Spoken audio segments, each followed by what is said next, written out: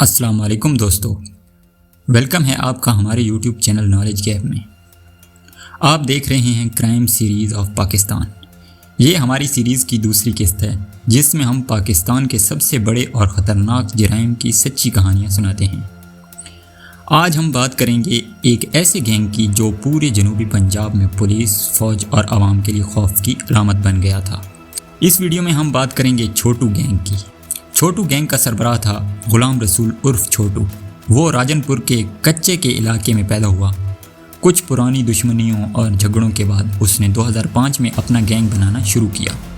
اس gang میں زیادہ تر جرائم پیشہ لوگ شامل ہو گئے اور وہ اغوا، چوری، ڈاکے اور قتل جیسے بڑے جرائم میں ملوث ہو گئے۔ چھوٹو گینگ کے پاس جدید اسلحہ تھا اور وہ دریا کے قریب کچے کے علاقے میں چھپ کر رہتے تھے جہاں پولیس پہنچ ہی نہیں سکتی تھی۔ چھوٹو گینگ کئی سال تک پورے جنوبی پنجاب، سندھ اور بلوچستان میں لوگوں کو اغوا کرتا رہا اور تاوان کے بدلے لوگوں کو چھوڑا جاتا تھا۔ بعض دفعہ تو پورے خاندان غائب ہو جاتے تھے۔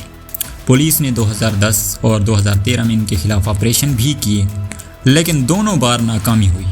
چھوٹو گینگ پہاڑوں اور دریا کے کنارے چھپ جاتا تھا اور پولیس کی اتنی طاقت نہیں تھی کہ وہ ان کو پکڑ سکیں۔ آپریشن ضرب آہن 2016 میں حکومت نے فیصلہ کیا کہ اب برداشت نہیں کیا جائے گا۔ پنجاب پولیس نے ضرب آہن کے نام سے ایک بڑا آپریشن لانچ کیا۔ پولیس نے کچے کے علاقے کو گھیر لیا لیکن چھوٹو گینگ نے سخت مزاحمت کی۔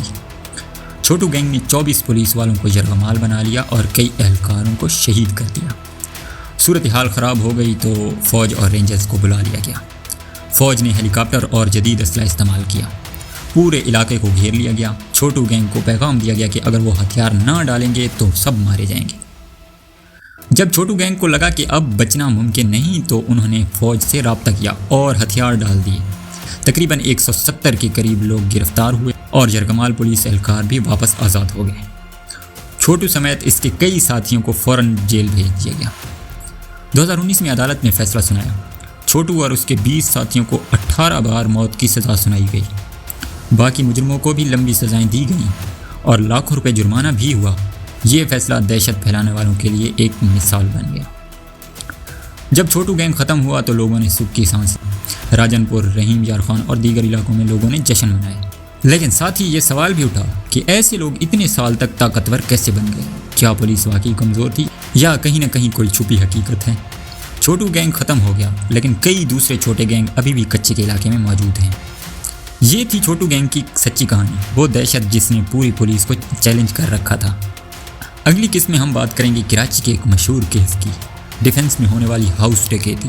کیا یہ عام چوری تھی یا کوئی اندر کی سازش؟ جاننے کے لیے سبسکرائب کریں اور بیل آئیکن کو ضرور دبائیں تاکہ سچائی آپ سے چھپی نہ رہے۔ اگلی ویڈیو تک کے لیے اللہ حافظ۔